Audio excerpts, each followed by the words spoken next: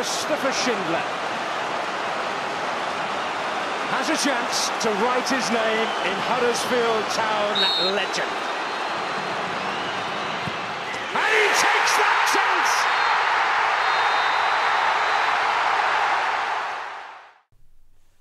Just as we got drunk from the alcoholic fumes of victory, the 2018-19 season has sobered us back up with a solid dose of Huddersfield Town, who have reintroduced us to our old friend, reality. Coming up on this podcast, we'll take a look back at Brighton, when we've opened up the rest of the agenda to the wiki wild west of social media. We'll start by sending our congratulations to the Huddersfield Town under-19s, who have today beaten what must have been a Bradford and District 11, and surely couldn't have been their magnificent first team, which is almost as good as our first team, apparently. So, well done. So, goals from Aaron Rowe seems to have done the job over at the preschool that Bradford City play at. So, with me today, I've got the double act of Neil and Richard Kosmala. Kozzy, are you okay? I'm well, Matt. Yep. All the best to you, sir. So, we'll have a look back on Saturday. So, Brighton 1, Huddersfield 0. Chaps, today is Shrove Tuesday. Lent is here. Do you think there's any chance that we can get this Huddersfield team to perhaps leave their cautious instincts behind for 40 days? An okay first half, controlled the game. A couple of shots here and there, then we seemed to wither and tail off when we lost Stankovic and Hogg, meaning perhaps we lost the physical battle there against quite a direct long ball outfit. Disappointing thing for me on Saturday were just a total lack of any kind of intensity. You thought they'd have been buzzing after beating Wolves, and it was just flat. And then the fact that you've lost Stankovic after however long, 60, 70 minutes, and that's pretty much cost us a game. We went to pieces when he went off. And are we relying on a man who's played a game and a half, and it goes to pieces if he goes off? I mean, what's that all about? That's Hogg, his natural replacement there, Jonathan Hogg's also left the field already injured, hasn't he? And it was an odd one for me. I know he's got to go with, they've done well Monday, they've won, but not Monday, Tuesday, but they've won game against Wolves, and Adam Moy's got to start game. You're starting with Hogg and Billing and Stankovic. Is there any need for Stankovic and Hogg to be in there together? It's just that's what I was going at last week, the last podcast we did. I don't see, and I think one point, Kozzy, which flashed that up, where you want Aaron Moy on the ball, was maybe when Jonathan Hogg needs to slide Mooney in. Quite a simple ball, unmarked. Mooney's made a perfect run, and then Hoggy just needs to lay him in behind. Just don't get it. I mean, would a team lacking in Premier League quality, and here we have a guy with Premier League quality, and he's not on. Don't get it. I get, he needs to be kind of as loyal as he can to the guys who did the job on Tuesday night, but I thought Brighton were there for the taking. So frustrating. The first half we had, the ball quite a bit, probably more than them, but it was so slow. Just honestly, it just mirrors so many of our games. And at half time, I just felt it's only a matter, can Brighton up the game, because I just thought that's us. I don't think we can give any more. Really disappointed. I agree with you, Neil. I thought maybe naively, because evidence has proven the same every week, to be honest with you. But I really thought we'd get a bounce from Tuesday. The buzzing, some of the stuff the club was trotting out, social media, the videos, the celebrations. It was only one win on Tuesday, but we were buzzing, weren't we, this time last week? So I really expect to see that, apart from having a bit of possession. I just thought, are Brighton going to up the game, and are they going to produce that bit of quality? Because I just never saw it coming from us. Obviously, Moy was not there for so much of the game, but yeah, and then Andoni put us out of his misery with a good finish. So when a team's set up, Neil, with 10 men behind the ball, camped on the edge of their own box, it's probably something we've not really come across before. Newcastle sat deep and then countered. Yeah. Brighton just seemed to sit deep, have a bit of a confidence crisis, and then just clout long ball. You could call them Brighton and hoof Albion if you really want. Completely aimless stuff to Murray away on his own. But what's frustrating is, again, story of the season, we've not taken control of that situation and put them away like we should have done in the first half. We've only got one man who is capable of unlocking any kind of defence, and he's sat watching. It's as simple as that. Yeah, with a decent performance against Wolves, good win. They should have been absolutely bouncing. But the Wolves game turned in our favour even more when Moyen Kachunga came on. And that's what swung it and won us that game on last Tuesday. And then to not see Moy start again, I was done before it even started, and he knew what were coming. I know another thing that frustrated me now, but again, I don't know. Obviously, we know Diakabi's injured. I'm not sure on Benza, but just lack of pace in our team. We're just so pointless. It's one of those games where if you got Sky Muck control, you wanted to like fast forward it on, to like plus 28 or whatever, just make people go faster. It was so slow. We get the ball out wide. We're waiting half an hour for someone to come and support it. Honestly, we're just. I was just I was just sat there thinking like this is just. There's nothing's changed from Wolves. Maybe that it's probably like a lot of our wins this year. Well, all three of them. Just a kind of a for me on that. For me, it's not so much pay. We've got Carlan Grant up front, who's lightning, isn't he? To be fair, it's not so much that, but it's more how slow we are on the ball, really. Do you know and how?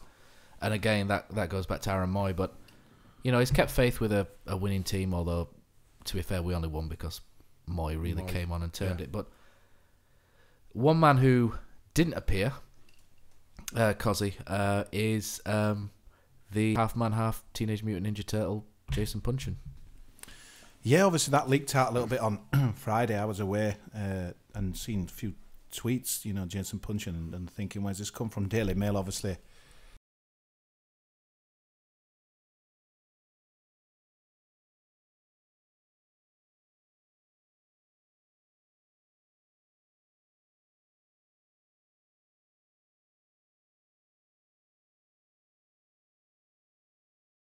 Got to take it with a pinch of salt, but they must have some kind of sauce there. But yeah, obviously him and Jan have seen differences, and looks like what we were saying last week, which I like. Sivert stamping his own authority on the game and the club, and yeah, I don't think we'll see him again for the rest of the season. To be honest with you, based on what obviously kind of leaked out, but disappointing because.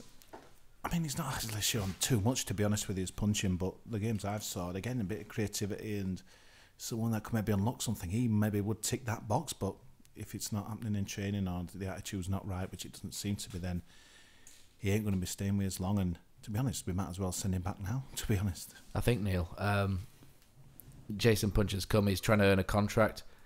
He's apparently taken umbrage to being substituted after 20 minutes against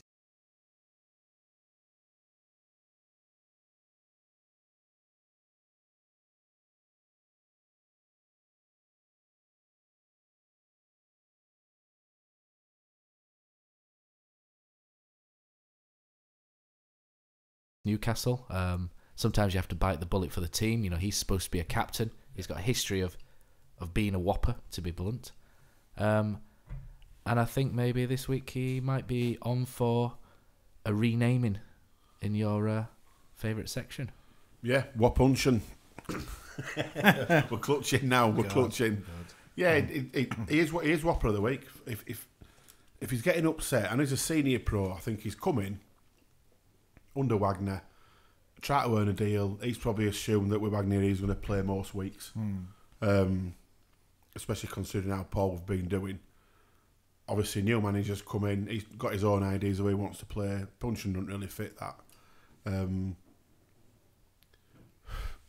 But the 20-minute sub, it happens. I mean, these lads are getting paid thousands of pounds. They're not stupid. They're not, they know. Well, yeah, they maybe are stupid, but they know why certain substitutions have to be made in games. If you start with the back four and your right back gets sent off, you need to get a right back on pitch. It's as simple as that. Rather than square pegs in round holes for those that are already on pitch, just for the sake of keeping everybody happy. And if that's what's made him lose it, on your bike, son, not bothered. It's hard to know, innit? I mean, obviously that came out, but like you said, Neil, I think you might have touched it there, and the fact that Jason Punchin's played how many Premier League games? Like 300, 2 clubs. He's like, hang on a minute, I'm at this club who's, can't hit a barn door, 14 points. As if I should be, not be getting in this team. I think it might be a little bit more than that, but obviously, it sounds like Sievert's the same as Wagner, that if you're not putting in training or and what have you. But it is always, sometimes that can happen, Neil, isn't it? That, you know, guys come in under different managers, different coaches, and they're not kind of seen, you know, they're not part of the plans. And yeah, I'll be surprised now if he gets involved. Everybody's under threat from that, aren't they? You know, he's coming in, and we've said it as soon as he came in, he's got, I think we said, you know, 14, 15 game pre-season. 9, isn't it? Yeah. And that's what he's doing, and some of it in particularly pretty. I think the most galling thing, we've said it, but the most galling thing about Saturday is it just seemed devoid of any sort of passion and intensity. And they're coming off back of a win where everybody were absolutely buzzing. Bear in mind, it's on its 3rd win at season. Well, everybody were buzzing coming out of that ground. Players, staff, fans.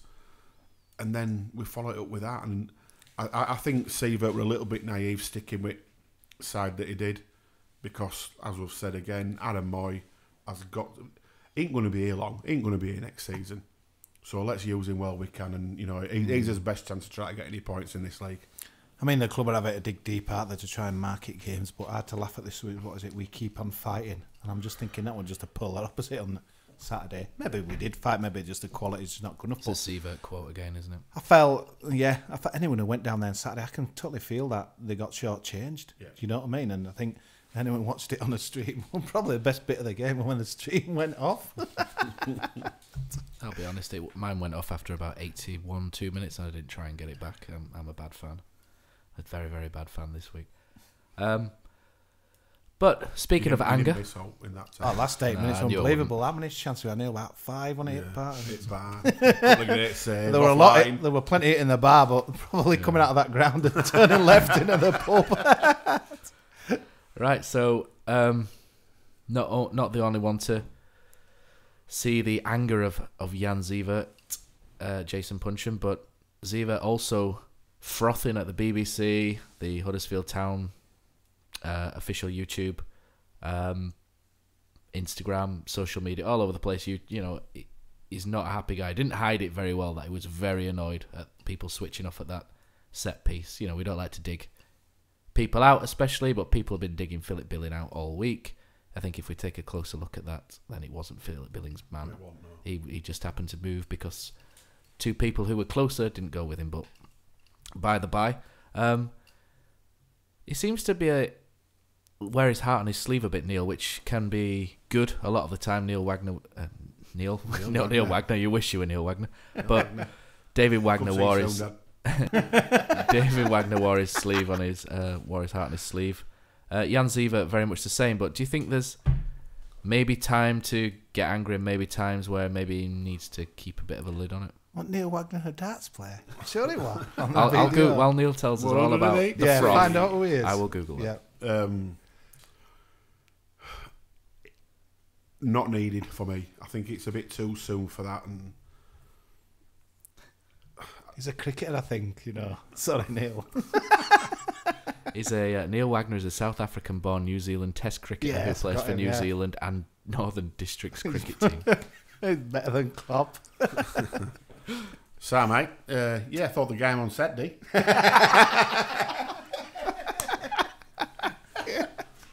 This is a cracker, isn't it?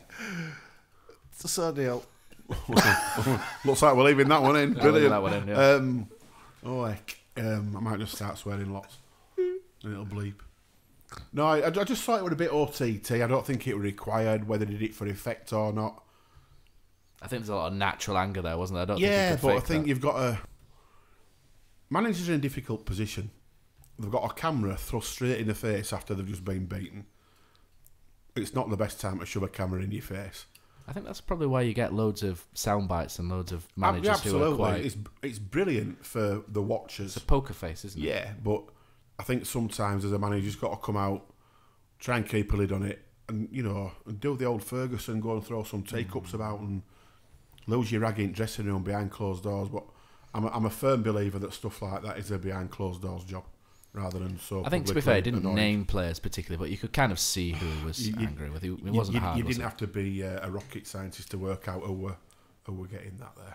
We were just hanging on for a point, though. I mean, it felt like to me on Saturday, we're like, well, we won on Tuesday and then we can build it by getting it. But Brighton were just there for the taking. But our quality was so low. And It felt like heartbreaking that we've, the point that we deserved to have been snatched away. I just didn't see it like that at all, to be honest with you. I thought win, but there weren't much in between the teams. But Huddersfield just offered nothing in the second half. I'll be honest. If I were a Brighton fan, I'd be banging drum. We've been banging for a long time as well about the teams who aren't as sort of famous, if you like, not getting decisions, because they had, for me, at least one, if not two, absolute stonewall pens. The stream went off and absolute stonewallers. I was disappointed Matty Daly didn't get on, to be honest. I just thought that would have been an ideal chance. It was a waste not to use. Yeah, it was. I mean, I'm just looking at his bench there. Adesina, Jorgensen, there's obviously Zanka, Kachunga, who's just going to run about and give you everything, but no creativity. Lerver, obviously Moy, we've talked about. I just thought it was a good chance to throw him on for a game that we were heading for. He's trying to win the game or get a point. I don't think he would trust Matty Daly enough to throw him on in that. He's on bench, he was in 18, didn't he? Yeah. He's in 18. And we've got to bear in mind Hogg and Stankovic both went off with injuries, so he may have planned it. I get that, but he may have planned it, but circumstances may have dictated. Part of that as well takes you back though to leaving Moy out in the first place. Moy shouldn't be one of your subs you're using. Moy should be on pitch. Where were Potter, eh? In the bar, probably, with the rest. Well, this is another thing, and this is, look at their bench, 1 or 2 strikers to change it. We hadn't, obviously, wonder what's happened there. We did say, like I said, pre-season, but it's interesting now. You're seeing guys kind of punching the Potter, kind of totally have it at the moment. Moy round the outside of Johnny Otto of Wolves. Early cross, deflected by defender. Carlin Grant off the line. Goal, Steve Mounier! Goal, Steve Mounier! The roof has just nearly come off the John Smith Stadium. Jan Siebert is poised to gather his first win as Town head coach on the back of the best performance since he took charge. And Huddersfield Town have just forced the ball over the line, willed on by the deafening noise of the home crowd. It's Huddersfield Town 1, Wolves 0. So we'll change tact for a moment. So we'll leave Brighton behind us. This wasn't a particularly great game to enthuse over. But one thing to get excited about is when the community bands together, Neil. So you do a lot of work with Huddersfield Street Kitchen. Yeah. Again, if anybody wants to donate anything, Neil, let them know what they need to do. There's a few ways. If it's clothes you wanted to donate, get in touch with me via Twitter at Bradford Terrier. Give me a DM. If it's money you want to donate, I've got a Facebook page running at the moment, so try and add me as a friend on Facebook. I'll add you. I've actually put the link via the podcast Twitter handle as well to the Facebook donations page, and I'm currently on, I think I've raised about 360 quid out of 500 so far, which is a massive amount of money and will be beyond valuable for what we can buy for that. I have a nice surprise for you in the kitchen. It's not a snack, sadly. It's 3 bags of clothes, which I will be donating this week. So I thought you made him a pancake then for a minute, Matt. They don't like the toppings, though. You've seen Twitter. Wouldn't have liked it. No. Phil Yorkshire. Unless it's a crispy duck with hoisin sauce. Yeah, that's probably pancakes, yeah. Absolutely. Right, so the big sleep out this Friday. The community is getting together. Sadly, we can't make it. I'm going away this weekend. Sadly, taking in the Bournemouth game. But I'm taking my other half away. It's her birthday this weekend, and taking her away. So sadly, couldn't get everything sorted by then. It's nearly sold out again, apparently. Yeah. But so big sleep out, Neil. Again, it's along the same lines as Huddersfield Street Kitchen, isn't it? Yeah, it's based on sort of highlighting homelessness. Which is what Huddersfield Street Kitchen is all about. We're helping homeless people and those that are, in need of some assistance. We do that for 3 hours on a Sunday, giving them hot food, drinks, sleeping bags, quilts, new socks, toiletries. You name it, we get it, we give it. And the big sleep out is aimed at homeless people, like I say, and it's down to the Town Foundation then and there, then split off whatever's raised between X amount of various charities and assist, which the Town Foundation does absolutely phenomenal work. Town have had a lot of stick from some quarters of our fan base for what they do, concentrating too much on community and this and other, and we should be. It's about the 11 that's on the pitch on a Saturday. Send them to me, Neil, if they do. Yeah, and it's what Dean Oil has created is a community, and he helps everybody that he possibly can with obviously all the pedal for pounds, bike rides, all the stuff they've done for air ambulance. Have raised about £1.5 million for air ambulance. This is what a proper football club does. It doesn't try and sell shirts in Eastern Asia. This is what something it you does. can hang your hat on and be really, really proud of. Yeah, we all get cheesed off with football, and we're fed up that game on Saturday were rubbish, but this stuff matters, doesn't it? Yeah, people are going to get fed. Kids are going to get a decent breakfast. It's people with disabilities can go and join in some football at Leeds Road playing fields in zone and all that kind of stuff, and that's what you can really hang your hat on and be proud of this football club for me. So if anybody wants to still be involved with the big sleep out, I believe that it's closed now to people joining and sleeping out, but if you contact the club then maybe, but the sponsorship is still available for people. And every single one of you should never forget, it doesn't count how big you are. It doesn't count how experienced you are. It doesn't count how nice you are. If you have passion, desire, you have no limits. No limits. So we'll move on from there as well. Big congratulations to Jonas Lossell, who won the Blue and White Foundation Player of the Month. I think I called that. I think there were 2 votes apparently, one by Mr. N. Wagner and another by Mr. R. Cosman.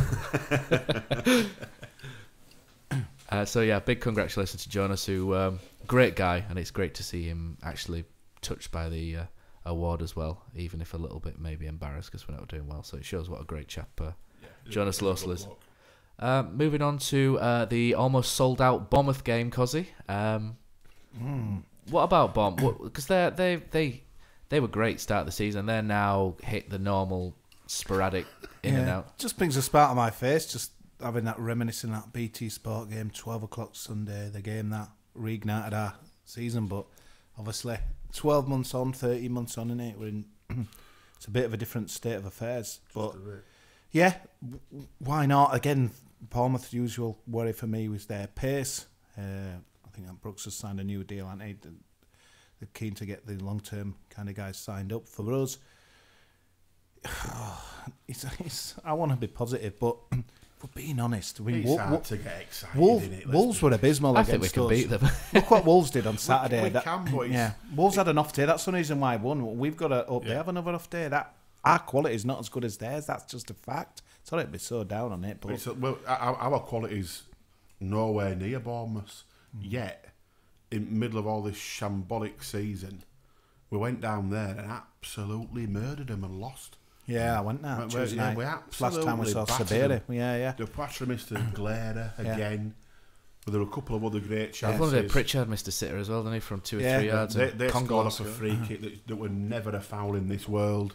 Yeah, their fans afterwards, I remember saying, how are you down there? And it was incredible. Because obviously we were still kind of riding. And we footballed them today. It were probably one of outstanding performances of the season, but our classic Achilles heel and not being able to put teams to bed. We can't score a goal, other teams do. It'd be interesting off the pitch again, because obviously they're going to bring low numbers, and the fans really stepped up to the plate and have done all season. Wolves were really rocking. It'd be interesting to see how it is on Saturday, but yeah, it's one of those where it's hard to get excited, isn't it? You can't. It is. We can bank drum all we want. Yeah, we want people to turn up. Yeah, we want to get behind them, but we seem to have followed them through the division. We seem to have played them so many times. Obviously, we played them in the playoffs. You know, that infamous game where Matt Crooks had an absolute his first and what it is his last game for Town. That opening day when they give us a good Matt Robbins' last game, wasn't it? Sorry, Matt Robbins is I think it was Matt Crooks' problem as well. Crooks is that as well.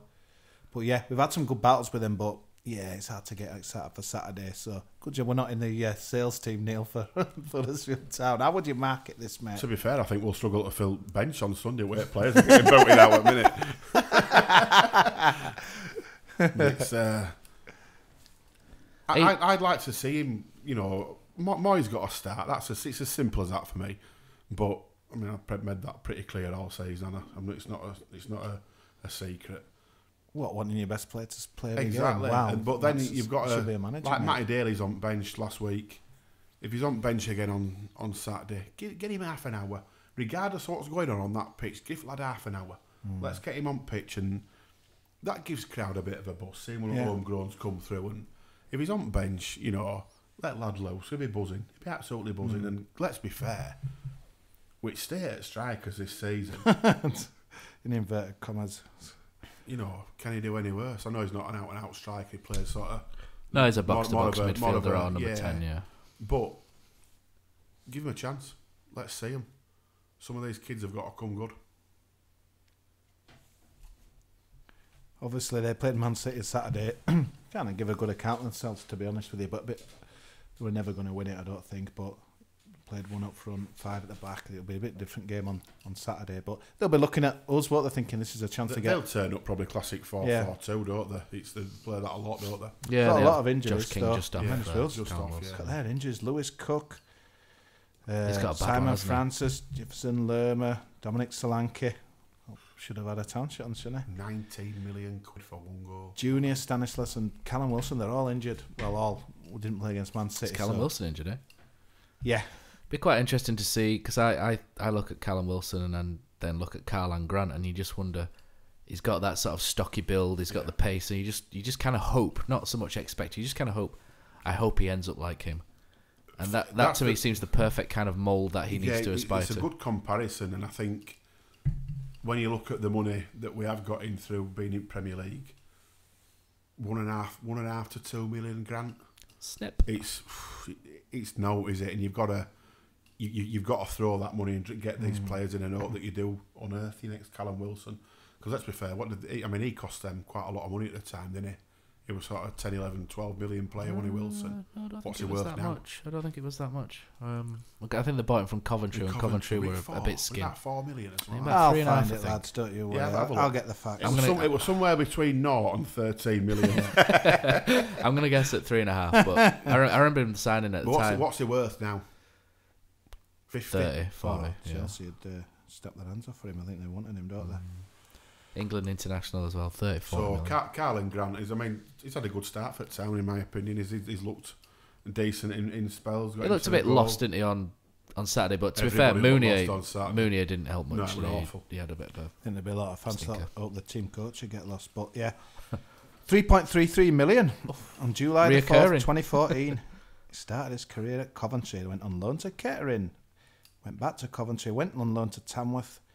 Went back to Coventry and then Bournemouth. So it's interesting. Obviously, someone must have seen something there. It's like and It the shows rest. how the loan market works rest as is well. If you history. can get relevant loans and what we always Looking after players at that age. yeah, it's about trying to increment, increments as well. So it's like when we talk about, is there any point in these young lads going out and work experience? Absolutely there is, yeah, because they're learning to play with men, they're learning to play physical football, they're learning to play football that matters, and all of a sudden, if they become too good for that, you can elevate them very quickly. in Football non-league. changes away from under 23s, under 19s, under 17s. Because when you're going into these teams, non-league teams, lower league teams, you're playing for points. You played alongside blokes who play there every week, and it matters to them. So it's good learning. It's good learning for these kids. Get as many out as you can playing football. What's your team for Saturday then, Cos? I think a lot to me is going to depend on any team news. I mean, Smith still suspended? Is that a 3-gamer? I haven't even bothered looking. Yeah. Yeah. Obviously, DKB, it seems to have gone a bit quiet on his return. It's So 5 weeks, I think. I think is it's it hamstring. Yeah. And Benza? About 4 weeks. So there's not much is going to change, really, is it?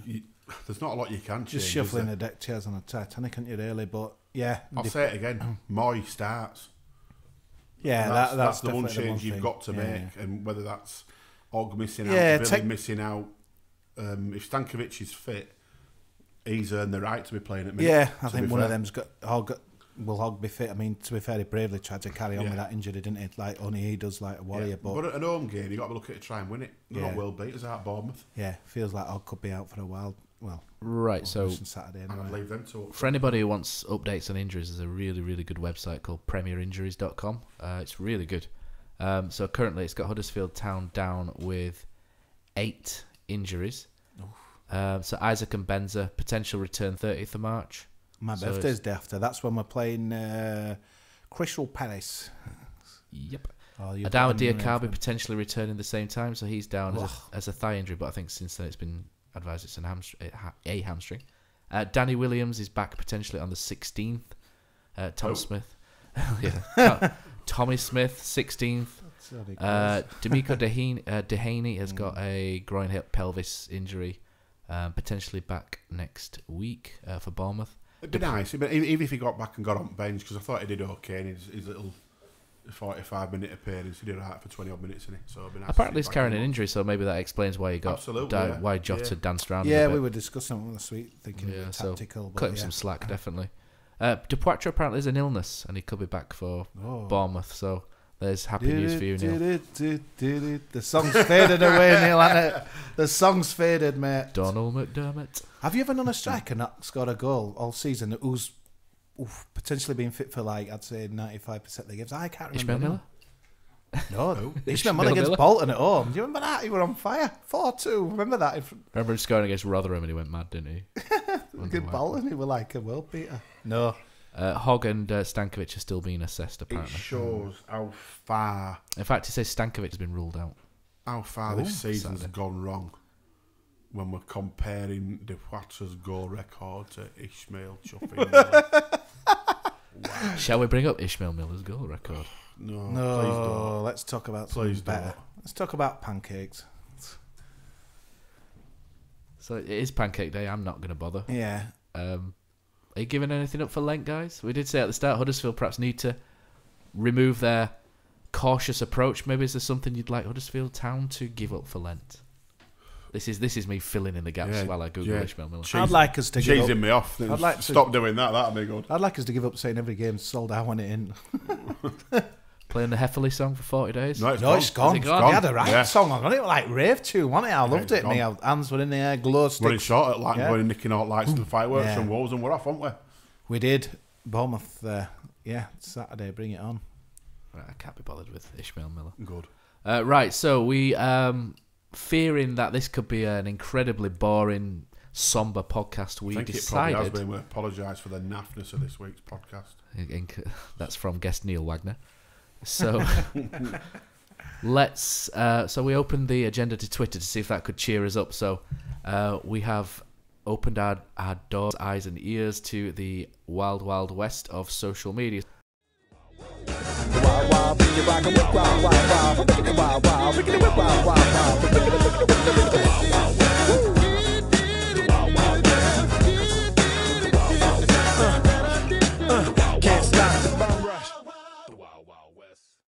The tweet that I put out was new podcast tonight. Rather than sit and cry over Saturday, we're throwing the agenda out to you. What would you like to hear discussed on this week's podcast? And we'll recycle some of the questions which I didn't do because I was too busy with work. But the first question has come in from Freddie Cocker. Players we've been rumoured to sign in previous windows and ones on your realistic wish list, we should say. So there are a few questions coming up for who we should get in the Championship, and I've kind of bundled them all together a bit lower down. But players we've been rumoured to sign in previous windows is an interesting one. And would any that we've maybe been linked with before that you would think... The thing is, we obviously had a different manager then, so I don't know how much... Kevin Phillips. Yeah. He's still Paolo out. Wancho. Yeah, that's still out. The one shot was a classic, wasn't it? I'd say Neil Maupay or Che Adams. Those were the two that come up, but they may have gone a bit too expensive. More chance of me getting in the team than them coming. Yeah, I think that ship sailed past 30th of January, whatever. And I think this is a good one for you, Cozzy. So he's thrown in another one. Can you recommend good spots in Spain for holiday? Yeah, anywhere we out of town stream on. Cost advisor. What would be your ideal preference for kit designs for next season, both home and away and alternate? Still dreaming of the Inter Milan style away kit. Well, the first thing I'd want to do is change our supplier because they're the most boring. Oh God, here comes a rant. And this is how bad it is now. We're having to talk about kits, but Umbro, the most boring manufacturer this world's ever seen. Really? Honestly, I think they're a million times better than go Puma. into some of our porter cabins. Mega stores dotted around the ground. It's horrendous, but it's always been like that, though. Well, the first thing is the badge. I'm not bothered about what stripes. Get rid of that stupid badge. Synonymous with the worst season we've had ever. I tell you what, if we bring back the old badge, drop that stupid shield. Shield. Get rid of that shield. I hate that shield. The old-fashioned crest. If you look at our standalone on its own. If you look at our badge or our badge on the official Premier League website, you can't see anything because of that stupid shield. Yeah. And it looks like it's been done in Microsoft clip art. Get rid. I must admit, I'm a fan of colours, but I think I've really disliked and gone off our fluorescent. It's horrendous. Yeah, they've got to go now. They've been done to death in every form, haven't they? Yeah, you'll probably get thinner stripes, won't you? But yeah, red. I always think at Town is having a red and black away kit. I think you've got to have the red and black. Old school. They've got it right with away kit this season, apart from being all black on back.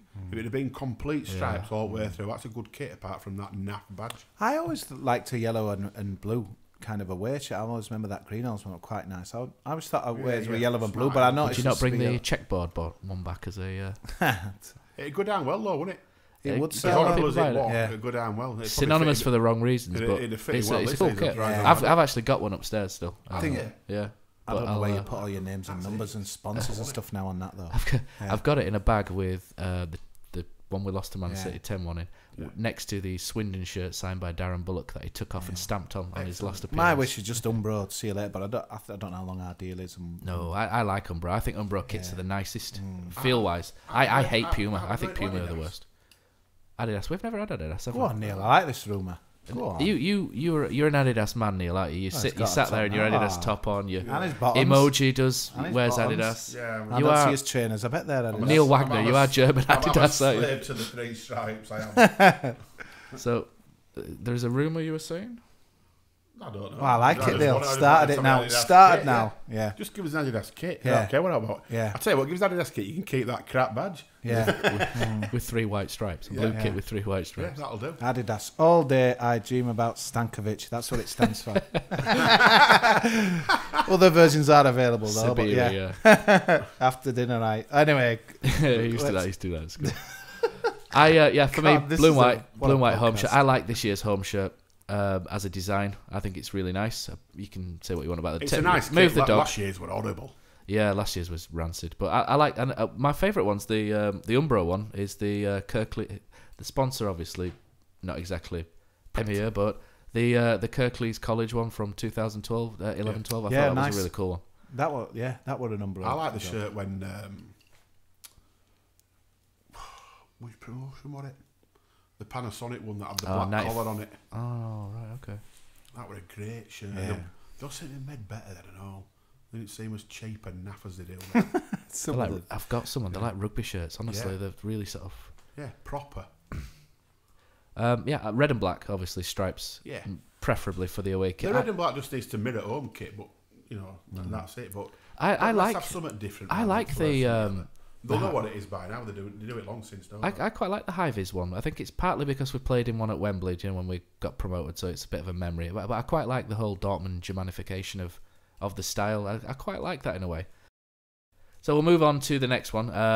Ian Kilroy just says, if Town came back up again, would you accept the defensive football if we did come back up? No, and this is the thing for me. I'm just wanting to get excited about Huddersfield again, and I'm not even maybe talking about just winning games, which obviously is going to help, but I just want to know. I just can't.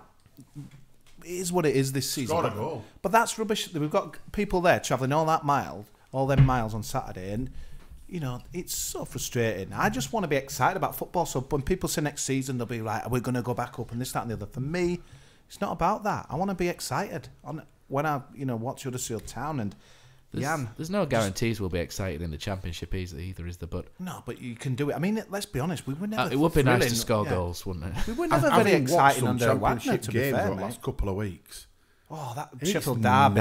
That Sheffield Derby. I did say the other week. I think this is the weakest Championship at the top for years. There's nothing in that, and you think the season we got promoted, we had a white floor with most of these. But that's football wasn't exciting, Neil. We had a few late winners and stuff. That made it. I thought it was pretty good. I thought when you look at some of the stats, we were averaging 25 shots a game and 70% possession. Perhaps we didn't score enough goals. I think we only. We didn't score enough goals. I had a look the other day, and someone said to me that Sheffield United were boring and didn't score a lot of goals. So I had a look, and Sheffield United have got 2 more goals now than what we did that entire season. So, Yeah. fair enough. But yeah, scoring goals isn't our forte. But again, under Wagner, we didn't commit men. It was all about the structure and the shape, wasn't it? But anyway. Didn't let many in, did we? He also says, how would fans take being probably mid-table in the Championship next season? To me, I think that answers that. It's a tough one, I think. On back of this season, this club badly needs a positive season. Otherwise, they're in danger of blowing 2 years of success with promotions. Swansea and Stoke are your examples there. Yeah. Exactly what's happened there. It's difficult. It's difficult Swansea, to go down. Swansea, I think, are probably not a good one. Stoke are a good example. Swansea, I think there's an ownership issue there, isn't there? I think that's playing. Stoke have gone down rotating managers route, haven't they? From having Pulis for so long, it's a different manager every other week now. I think what's interesting with Stoke, doesn't help. and I think we'll probably get that with us, because Stoke kind of got relegated. I think they were done 3 or 4 games before. We're not going to be far behind that. We're going to relegate at 5-6 games to go. But I think they thought, when I looked at Stoke's squad at the start of the season, this season, I thought there's kept a lot of their Premier League players. Yeah, they did. But again, right? It just shows, and this is the danger with us. It just shows it's all right having them kind of guys who were in the Premier League for them few years, but they've got to want it. They've got to be up for it. It's that. And that's the hunger, thing, Neil. You've just nailed it in that. They've got to have the mentality to want to get back out of that league and turn up and scrap. This is because it's a slog. Because look at Berahino, Neil. I mean, let's be honest. You don't want he him. scored against us, but I mean, you're chucking in. Yeah. You Another should be able 8. to get 20 goals in that Championship. Well, you're going to chuck in another 8 midweek games, aren't you? Basically, and that's when you're becoming Saturday, Tuesday, it's a slog, and you've got to have a decent sized squad, but you've got to have a squad that wants it, and it's showing at minute. The top 2 in Championship at minute showing that they want it. On the questions below, which we've got about what players you want to see, etc., etc. One thing that I want to see, which is not a player, is a leader that isn't Dean Hoyle in the boardroom, in our director of football. I want to see somebody who's quite charismatic, quite self-assured or reassuring for fans, and somebody who's going to help lead the club as well, so everything's not on Dean Hoyle's shoulders all the time, to be the tub thumper and the one who gets everybody excited. Whether people like it or not, they've missed Stuart Webber, haven't they? Not convinced by that. But I think the answer to your question, I mean, having met him, I'm not convinced. I just want to be excited about Tanningham, but the noise just come out of the club that season card sales, are good. People are signing up very early. Like I say, they're not going to want to see mid-table. But I'd be honest with you, I'd settle for thinking, yes, it's match day. I can't wait to see, because we could score here. We could score 1, 2, 3. We could get excited. We could have wingers. Things to look forward to are, obviously, who we bring in. Fans always get excited about who we bring in, what we're going to spend. I think as spending, obviously, is not going to be as much as it has been for the last 2 years. But I'd still expect us to go out and spend, for Huddersfield Town, a good amount of money. Before we go on to that, like a couple of questions lead up to it. Like Graham Rayner said, are we collectively excited about the Championship, or are we just kidding ourselves because this season's been such a dirge? Are we just kind of lulling ourselves thinking it's got to be better? I think he's got a point, to be honest with you. I think he has got a point. It depends what people are in it for, to me, guys, because I'm just looking for... I mean, there's some huge clubs in there. Look at Villa and Derby, and that Derby doing their best to not make it again. And it's not as all it's cracked up to be, but there's a lot to be excited about, I think, for the Championship. And Huddersfield Town are... So Talking Town have said, Cosy, what do you realistically think we should be aiming for next season in the Championship? Coming straight back up, or just making sure we don't do a Sunderland and go down even more? I think this is such a difficult one to answer. When you look at what we've got and who you'd keep and... What you want, from my point of view, I'd want us to be top 10 challenging for playoffs. You've got to bear in mind those parachute payments don't last forever. No, absolutely. But realistically, this season's been that bad with what we scored 14 goals. I mean, come on, it's clearly not good enough at any level of football, and we don't look like winning games. I want us to still be in games, taking it away from where we'll finish next season. I want us, like Cosy said a bit, I want us to still be actually in a game. If we've gone one behind, not thinking, well, that's done. Yeah. I want to be wanting us to win. So this sounds really harsh and really ruthless. We only bet Wolves because Wolves were poor. Wolves were rubbish. They weren't in the game. We weren't brilliant, but we won because Moy did what he did. Next season, I want us to be winning games with our quality, not relying on others to be bad. Fulham were atrocious, you know, and I think that's the thing that riles with me. It's Saturday. Let's be honest. If Bournemouth turn up, if Bournemouth playing like they are at the moment, we've got a chance. But if Bournemouth play like anything like early on, we're going to lose. And next season, I want it to be all about us. What positive players we've got, what we're doing well, what our qualities are. That's what I want to see. It's got to turn into an exciting, happy place that you want to go back to again, because this season hasn't been that at all. I'm going to probably say this every week, but I think there's got to be a mental sea change, you know, going forward, because this is currently a team. A lot of the players for me are players that are damaged mentally. Yeah. I'm not going to start naming them. We can all name them. But it's easy. But there's a lot of them are damaged. I think we perhaps need a bit of an overhaul. I don't disagree with that at all. I think there's quite a few. The problem with an overhaul is it's risky. It's very risky, especially with but it's the a young manager who doesn't know that. I mean, he's coming to a level he doesn't know now. And he's going to be going to another level. That's what you were saying, Matt, though. It's the head of recruitment's 28 years old as well. He's not massively experienced. Yeah. But for me, there's got to be that change mentally. There's got to be more leaders around. If we don't get that, then we're going to be... It's like you look at Brentford this season. Brentford have got some of the best players in the league. You know, they've got Neil Maupay, they've got that Algerian French winger, Ben Rama, who's really good. Ollie Watkins. And you take all three of them in an heartbeat. And they're about 15th. You know what I mean? They wing it. They look great. And then all of a sudden you go, why are they 15th? I watched them early on in the season on stream and get away at Leeds. And they absolutely battered Leeds. And drew 1-1.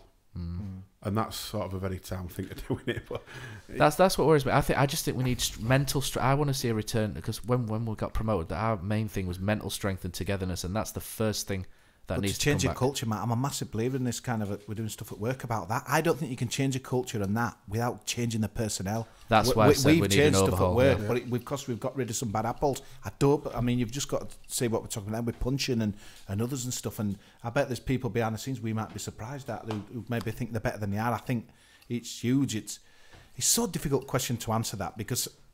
But yeah, that's some that's that why will I have think there needs to be an delusions that overhaul. they are Premier League players. And Let them go. Let them go. It's not so much letting them go. It's who's going to want them. I'll get it. If you're in Premier League now, if you're a Premier League manager of any other club, forget top six, not even worth talking about. But all the other 13 clubs that are going to be in Premier League, alongside if it were us, out of all those clubs, and they're looking at our squad, who do they really want? Honestly. It's going to be Aaron Moy. I think Sean Dyche is a different kettle of fish here. I think he might look at our squad and go, do you know what? I quite like Jonathan Hogg. Yeah. And that might be a slight worry, because you need players like Jonathan Hogg, don't you? He's one of the leaders that you need. Although there's a question coming up to that in a second, which is interesting. But I think as much Jonas as people don't well. like it, Billy will have suitors because, and I say don't like it because people don't rate him. Well, Philip Billing was rated as the 14th best Premier League footballer until his knee injury in the league. He's got everything to be whatever he wants to be. Yeah, he hasn't shown it consistent enough over a long period. Although this season, until he got injured, he was very good for me. People called him lazy as well. He'd actually covered more ground than any other Huddersfield player in the squad. It's an easy one to throw. It's a silly accusation. But yeah, Billing could realistically go. Moy will go. Lossell is a good shout for going. I hope he doesn't, because if he stays, I think we've got best keeper in Championship. But he's a good keeper. He's a solid, steady, good keeper. I think there's a lot of goalies like him. I don't think he'd settle for going anywhere as a backup, though. I think he'd want to play. That's the one thing that is in our favour for next season. You would hope so, but it does depend on, as well as weeding, as what you've said, Cosy, about weeding out the bad apples. It also means keeping the good characters as well, you know, such as your Hoggs and Lussells, etc. And I think that's obviously going to be quite key next season. Is keeping the core of good characters. It's like the old boxing analogy. We've been battered, like Slick was saying in his report of the week. We've been battered week after week after week. I'd love to think, we could go down and some of these players will, but I think some of the fight might be smashed out of some of these guys, but especially after a lot of them that that's have been why I'm here. saying overhaul. A lot of them that have been here since Wagner came and brought them all in that summer when it was all changed, and we ended up getting promoted. There's a worry that some of them might not want to go back and just think, I don't want to do this again. You know, and you might I get that. Yeah, I'd fully understand. Chris Lerver, Schindler may think that. I'm not saying they are, but they think it.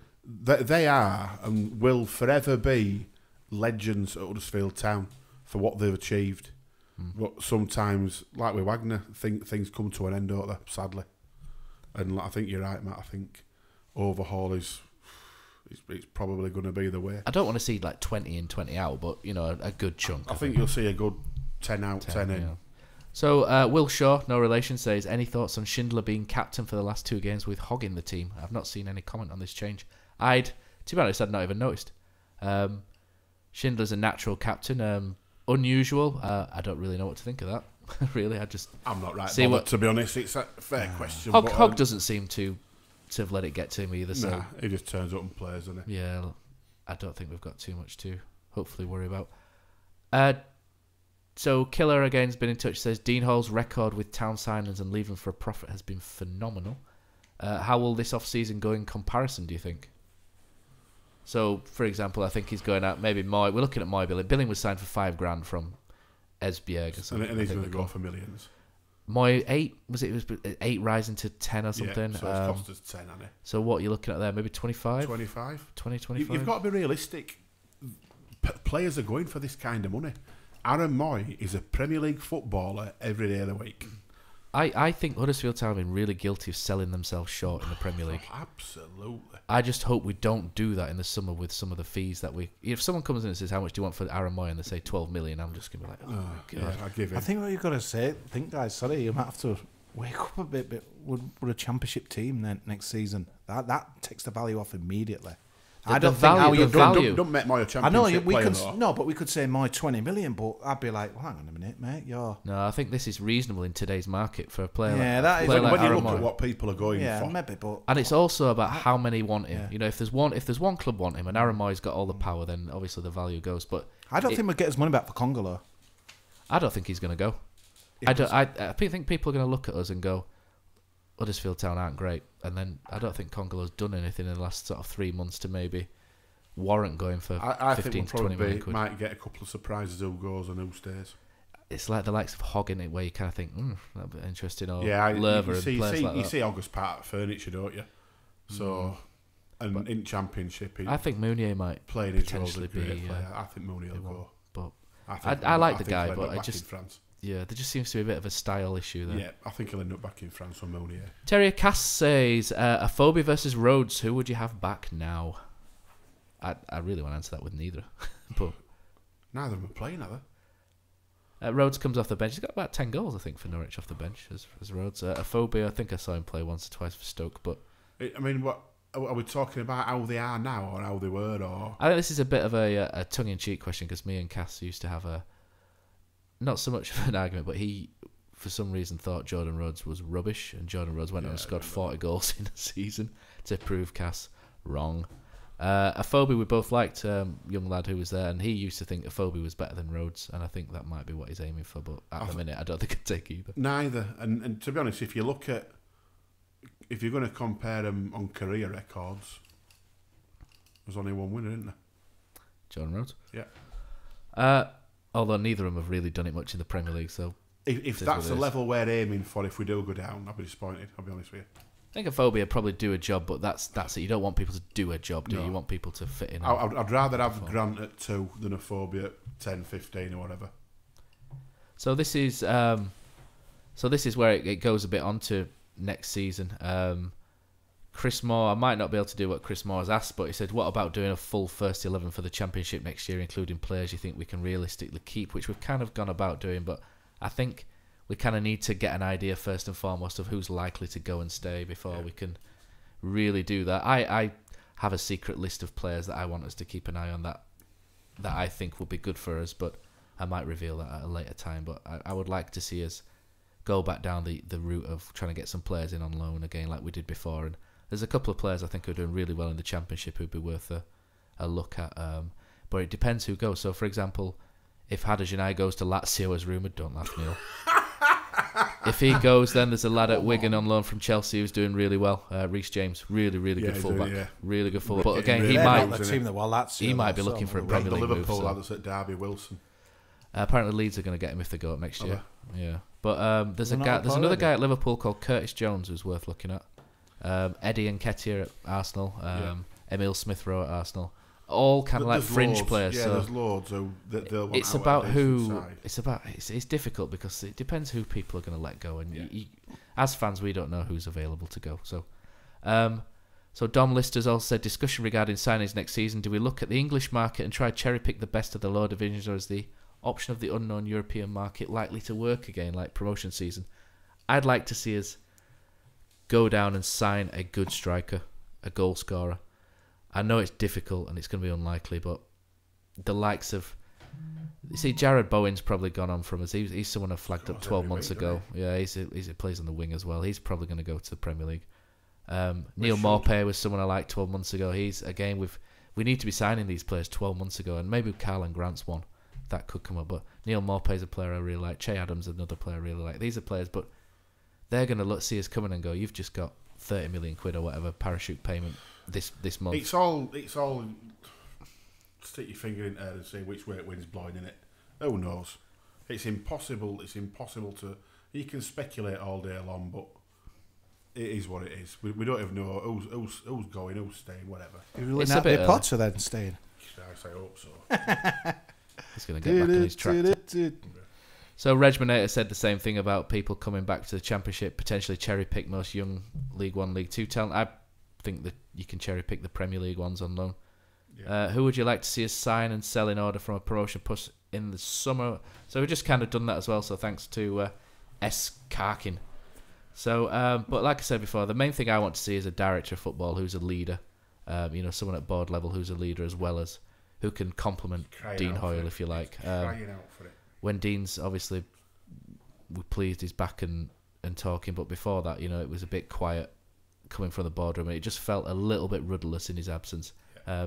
Not Dean's fault, obviously. No, but and I think they'll agree. I think it's fair to say that. I think it was, and I think it was very evident when it got to January. The obvious mess that we're in and didn't really do much about, did we? No, absolutely not. So, moving on. So, Cozzy's favourite tweeter has been in touch as well, Mr. A. Win. So, Magical Win. So, he says, of the sellable assets that we do have, Moy, Congolo, Mounier, who do we think will actually want to stay next year? If it was purely down to players themselves, whether they stay or go. None of them. No, if they keep Moy on benching any longer, it'll be pretty much certain. But I think Congolo might. I think he'll probably stay. If you've got any ambition about it, you want to play in the best level in the land, don't you? And that's not. Adam Moy, you can see Adam Moy rocking up at West Ham and Everton or Leicester. He's good enough. Got to pay the money though, as far as I'm concerned. But they will. There's plenty enough swishing around. These teams aren't scary. I mean, West Ham spent over 100 million last summer. What do we get for? We only get 40, don't we, or something? It's a proper reduced job, isn't it? I don't know. Yeah.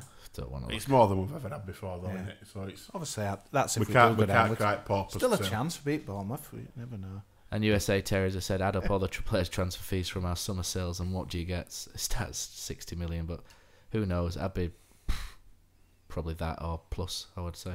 Everything will be undisclosed as well. Yeah, and another interesting one from Kev Saunders. Really cheeses me off. This is a slightly different slant, and he says, what sort of wage bill will Dean Hoyle sanction next season?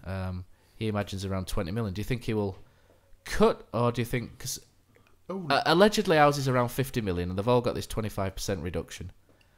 So that immediately indicates a rough guesstimate based on rumours. Yeah. Is that it'll be around 25 million. Do you think he'll be happy at that, or do you think he'll look to reduce it? I honestly don't know. Neil does not like Twitter questions this week. No, they're not bad questions, but some of them are just impossible to answer. We're just guessing, aren't we? Wait for it summer, see what happens, see who comes, see who goes. So Malky in New York says, what games other than the Leeds United derbies are you most looking forward to back in the Championship? Luton away, only because I've not been there. Portsmouth are fading fast. I want Sunderland to come up. I haven't been there since Johnny Stead. I want to go to knock Luton. them out of the League Cup. Luton's the one. I want to go through that bloke's back garden and to they get are to the walking it at a minute, aren't they? It's incredible, especially when they lost Nathan Jones. Been gone so long. Oh, Neil, I lined you up with that. Even the Potter to put that in, mate. But yeah, they won't. No, I'm just looking forward to some decent I mean, again, if Barnsley are doing get really Barnsley well. up. Barnsley look like There's they going could to be do a lot of something as well. There's going to be a lot of local trips if Blades don't make it. And Get Rotherham to stay yeah, Leeds. It's going to be interesting. Rotherham are on the. That's what I mean. It's more exciting in that division than anything that we're seeing in the Premier. Yeah. There's some interesting things coming out of that. I'm starting to look at teams down there and start to think who might make an impact next season. You always look at Derby, and there's noises today that Mel Morris, who's the chairman at Derby, might be pulling out because he's losing too much money and cutting back. So that doesn't surprise me. Dropped to that top 6 nearly Again. Doesn't All right, surprise Mel. me. Hello. West Brom's an interesting one. With the team they've got, they should be walking that league They should. this year. But you kind of think, will they stick by Darren? He's a young manager learning. Will they stick by him? Yeah, definitely. I would have thought so. If they do, it doesn't look like he's an amazing manager at the minute. No, but I think they're enjoying their had football. a decent season. There's a long way to go yet with playoffs and stuff. All can happen. Yeah, Indeed. All can happen. but yeah, to me, just like Luton and Portsmouth, I just want one end. I want That want, bell- I want to that be a, bell I from mean, that bell end annoys me. Middlesbrough bore me rigid. I Middlesbrough. don't see it point in Middlesbrough. What Pulis ball. What purpose does Middlesbrough serve?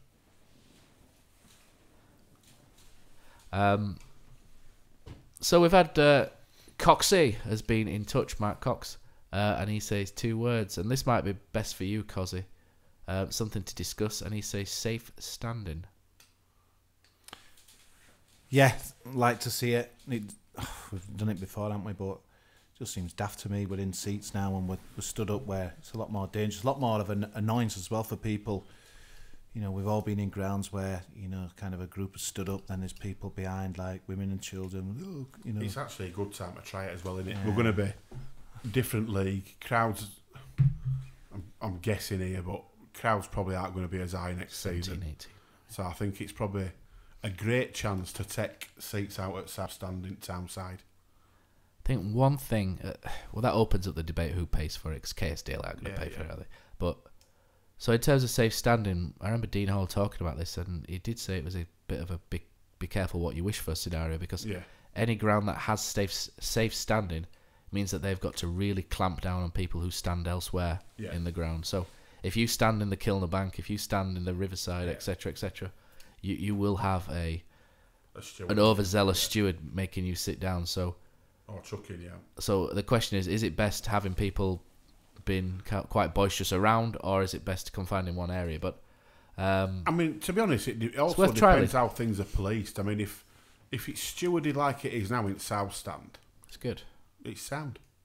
It's when that changes to making everybody sit down all the time. But very rare you go to a football ground now and get all ground sat down all game. It doesn't happen. I think the frustrating Liverpool. thing, and it's we know about it done to death, but our ground, let's be honest, nothing's improved hardly since the Premier League. Honestly, it's so frustrating that we've obviously got the shares back a few years ago. Nothing seems to have changed. I mean, Dean's been mentioning this in a few Q&As. It's so frustrating to do anything on it. We've talked about What would you want them to do? Our club shop. Well, that people who know the ground better than me says that it's leaking in certain parts of the roof and stuff like that as well. Yeah, we keep doing a pitch up every other year, but it's so frustrating. I just would like to see a little bit of effort to do something different. So when we mention safe standing, they can hardly do anything now with it. So why would people go out of the way to make something a little bit different in that ground? It so frustrates me, our stadium, because people come in and from outside, we've got a lot of journalists from all over the place, obviously coming to Premier and say, oh, what a beautiful stadium it is. But the reality is, them seats at the bottom of the fantastic media low had a couple of years, horrendous, haven't there, and that as well. So, but I don't have any hope really for just the way the kind of the setup is, and do the club really want safe standing? We know that in the South Stand we'd really like it, but it'd be great if we just did something different. But this is where it becomes a bit of a pain having a stadium company, doesn't it, KSDL, because we've got a 40% say, and that can be kiboshed by Ken Davey and his friends. So we'll see. We'll see. There've been some changes obviously with the stadium, but little visual ones. The TV gantry's a decent little one. The bit at the back for the camera. So the camera, one thing that doesn't mention is the camera. It looks so much better watching Huddersfield on the highlights than what it did before.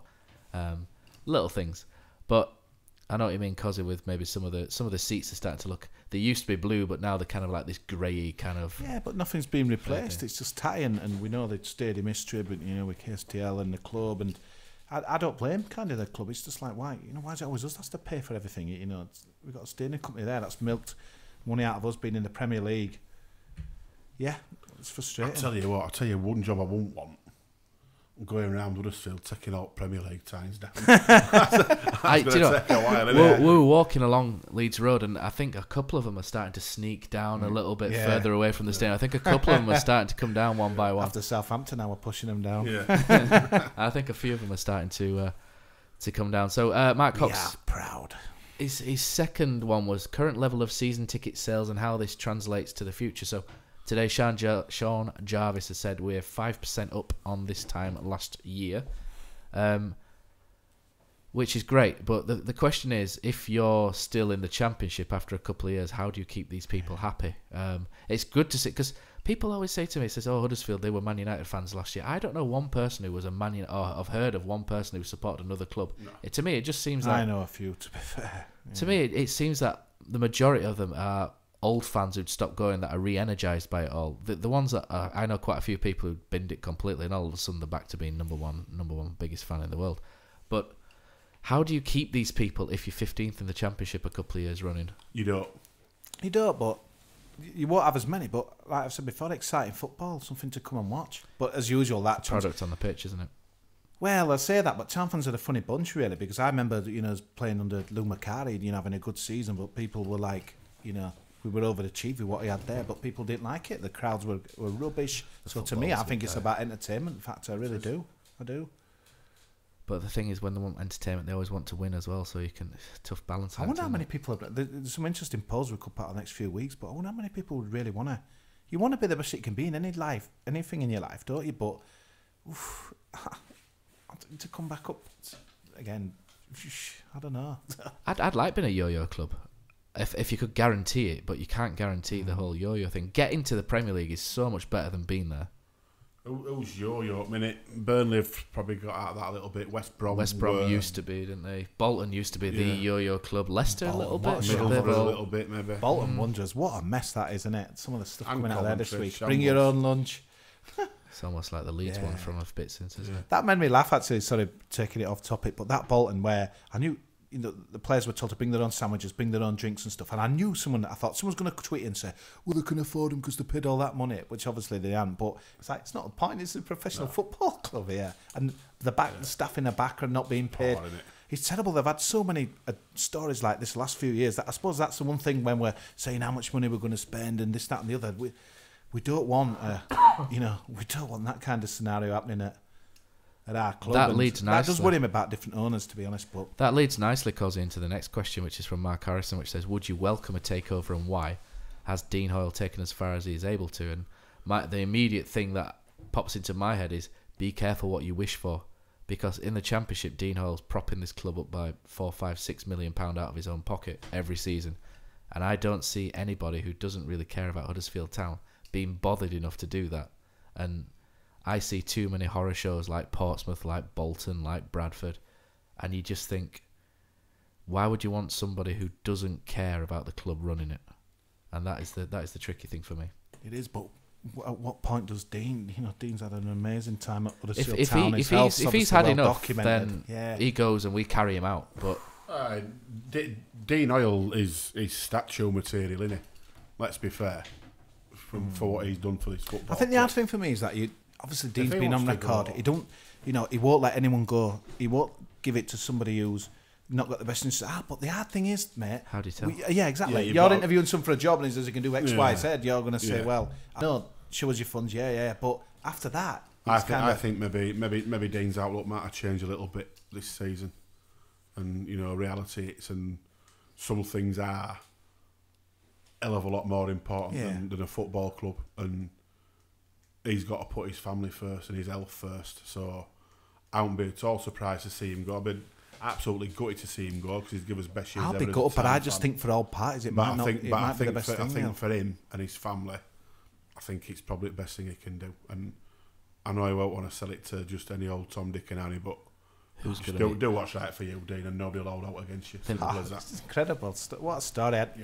He'd make a film, wouldn't it? Guy watching a game against Southend, absolute rubbish. I think Al Robson-Khan who scored that game. I remember it. 90th minute, we lost. Was it Bailey, wasn't it? The midfielder scored at the end, and I remember him. His comment was, what annoyed him was that nobody cared walking away after losing 2-0, and that was what I'm made him sure get they were out. out Robson Cano. I'm a proper stat but I'd have to look that up. But I remember, because obviously he went on Wales. But I remember that feeling that Dean did that day. Just like, what is the point of this? And then, yeah, the rest is history. But yeah, honestly, the next few weeks in the summer is going to be so huge for Huddersfield, and I expect some changes all over the place. To be honest.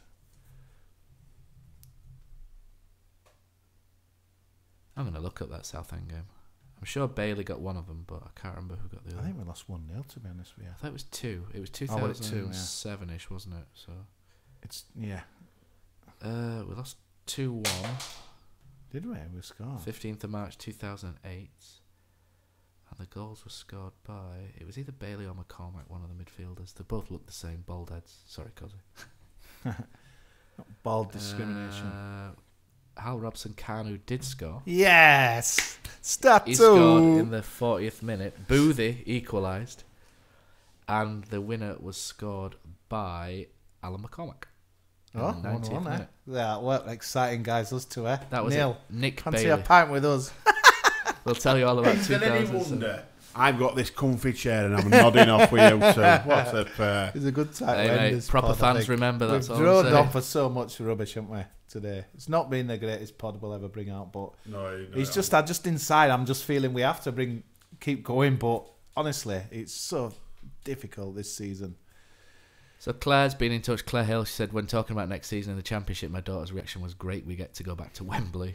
If we can bounce back next season, would you rather go through the automatic position or playoffs? Neil, you answered this on Twitter, didn't you, and said automatic. Automatic. And it would have been the same as me, because I've never seen an automatic promotion. I have. Because I'm not old enough to see an automatic promotion. 1983, last time Huddersfield were automatically promoted from Dave Cowling. Division 3 to Division 2 it would have been then. Beat Newport County 1-0 with a Dave Cowling goal, and if they'd have won, they'd have gone up. It would have proper winner takes all. Dave Cowling, he was a big game player if there He ever was. was one, wasn't he? In your opinion, do you think Town should continue with the Ginger Vlog guy on Instagram? Look, I don't get vlogs. I don't really like them. I But, don't watch them, but he's bad news. If On your bike, son. but it's not his fault. Let him do it. He doesn't seem I that think bad. the problem He is... seems all right. Yeah, it's just gotten... It's such a difficult job, and putting out Everybody's content. looking at something Yeah. to pin a blame on for this. It's either season, us or being him, and as if he has to carry it, then he carries it. and if It's like what I said last week. It takes great balls to... There's four of us when Danny's here. There's only one of him. It takes proper guts to... I mean, obviously, it's his job. And He puts his face to it, so fair play. Yeah, honestly, I know it's what you mean. easy to like, oh, we're having a bad season, so it's just like with his pod. Let's throw forget it out because we're not winning. Why did we get him on pod one week? I don't know what his name is. I don't. I can't remember what it is because I never watched them. Ginger Vlog guy, get in touch. If think you want that's to the come, thing is- come and get As much as we're sit kind here, of saying you're about, well welcome. say, Get him on. we're definitely not going to win that week, though, is he? honestly, We're all though, on. there's people in the club that, as much as we're kind of knocking with some bats, there's people in the club, this is their job. We can walk away, we do whatever we do, but they've got to sell tickets. This guy's got to still talk about every game as though it still matters. He does a fair a job tough from skill. what I've This seen. pod has been hard for us to come in, and we don't want to knock the club, but we've got to be realistic. I'll be honest. I've never watched one. I'll be honest with you. I've seen some of the pre-match stuff and the videos and the stuff, and if he does that, they're actually all right. So if he keep up the good work. Yeah, with those honestly, really- they'll be behind the scenes at Luton next season. See the that would be away awesome. soon. Yeah, walking up that Access all person's back areas. garden, that'd be awesome. Causey, this one I think's for you from your man Watson at DPW247. Pre-match, post-match, halftime music. What would your ideal choices be? Oh, yeah. Well, it was interesting how they totally got rid of the Efferly job for. I tried to Shazam it. How sad is that song? Because it was quite beaty. I thought that might go well in the gym. Combs featuring. I know who does it. I'll send you it. I'll tell you what. I mean, obviously, there's travel around a lot, seeing things and that as well. It's AC/DC Thunderstruck kind of gets a lot of airings in Spain and that as well. The Giants don't come out to that, don't they? Yeah, I think that's just the thing, but. Yeah, Good song, though. And I've got like a lot of my dance. The trouble is, music is diverse. Would you not have Highway to Hell for when they come out this week? That's this season? played. Villarreal played that when they Do they? scored. It's quite bizarre. That it's like supposedly a good moment ago, and then they play that. But yeah, it's. I've got my own choices, but no one would have a clue, especially if you looked at my kind of a playlist. DJ Oakenfold or something. yeah. But it's like anything. You can get the crowd whipped up as much as you want, but as soon as that whistle goes, we want to. Music's incredibly subjective, so if someone's not going to be happy with whatever gets picked. But John Smith at Cupplate Cake. How does the panel? I quite like that. See Huddersfield's style of play changing next season. Have we seen the end of the high press 4-2-3-1? Centre-backs high on the halfway line, compressed. Space and proactive hunting. Hoggy collecting the ball between split centre-backs the Wagner way. Sievert seems to like 4-3-3, but I think that'll develop as the season goes on. And again, depends on what players he brings. Horses for courses.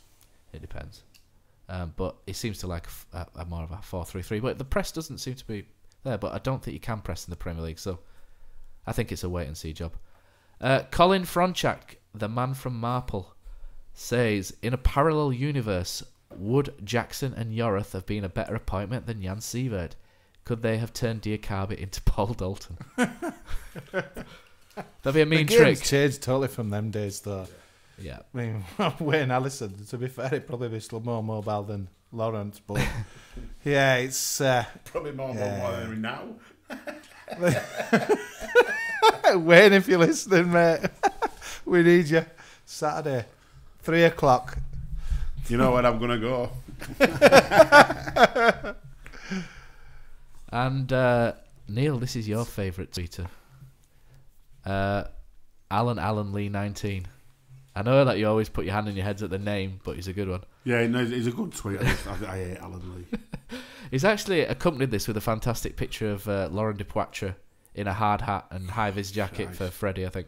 Double trouble. So, what other jobs would Huddersfield Town players have if they didn't make it as a footballing grade, past, present, or future? There's a few comedians this season. There's a bloke behind me about 15 years ago who used to shout at Nat Brown and tell him that he'd done Foot Locker out of an employee. That used to be one. It's a bit harsh, but I could see where it was coming from. Schindler would probably be German James Bond, wouldn't he? Oh, Graham Rayner says Schindler, perhaps Chippendale. But Nah, but German James Bond. Lerver would be a teacher. Be an angry teacher. Yeah, Like that right, angry yeah. Oh, substitute teacher, wouldn't yeah. he? Absolutely furious. Stankovic would be one of those call centre representatives that you get through. He just doesn't look like so he's so mild mannered and he'd calm you down. I was going to say about Congola, but we'll get shut down a bit. Here's magic. I don't really know how to answer most of these. I don't know what they are. Kachunga, I've seen his dance moves. He'd probably be some kind of dancer. Yeah, but apart from that, I'd like to see Mounier as as working for the fire brigade after his... Richard would do pantomime as one at Seven Dwarves. God, we're having to dig deep this week. Yeah, we are. So that pretty much covers it, apart from the last one, Cozzy, which is to you, and he says, and it's from T_Rev_Stevenson. I don't think it's Trev, but I am the resurrection as he goes by. And he says, get the lyrics of that Aaron Moy Half the World Away song out and I'll add an extra £5 million when we sell him. So thank you for contributing to the Wild West. And to leave this podcast, it can only go one way. And that's with El Coso Loco. Heal the world, make it a better place. For you and for me and the entire human race. There are... Oh, man, where has this come from? I don't get it, mate. Is this the moment for Lee Fowler? It is. Take your place in Division 2, Huddersfield Town. He's missed. Steve Simonson clears the frame of the goal and collapses in a heap of tears. Pate's got a chance. Pate scores. Jack Pate scores. Heffer's in there. Smith scores for Huddersfield Town. 3-2 Town. Forestieri, Danny Ward saves! Danny Ward saves! The Quattro's in, round De Gea! 2-0 Huddersfield Town! Christopher Schindler has a chance to write his name in Huddersfield Town legend. And he takes that chance!